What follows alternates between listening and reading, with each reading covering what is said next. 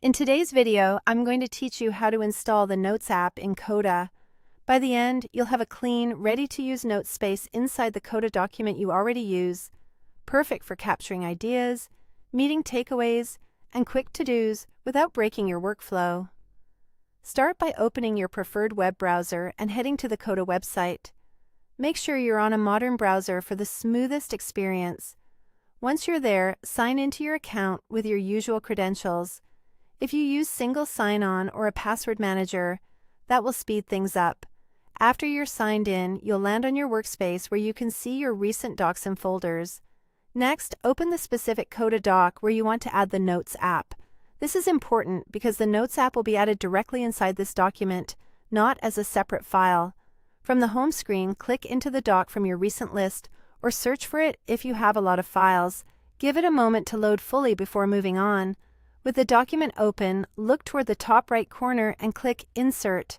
This opens Coda's right-hand panel where you can add building blocks to your page. If your window is narrow and you don't see Insert, try widening your browser or checking for a plus icon that expands the same panel. In the right panel, select the Templates tab. This tab groups pre-built layouts and apps that Coda recommends, so you don't have to build everything from scratch. Under the Recommendations section, look for either Meeting Notes or Notes. The naming may vary slightly depending on your workspace suggestions, but both point to the same type of notes experience. If you don't see it right away, scroll a bit or use the search field at the top of the panel to type Notes. Once you spot the Notes template, click it. The Notes app will be inserted into your page immediately. You'll see a structured notes layout appear, ready to use inside your current document. Take a second to confirm it's on the page you intended.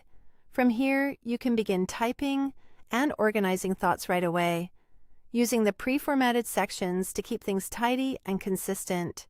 That's all it takes to get the Notes app set up and ready to go in your existing Coda doc.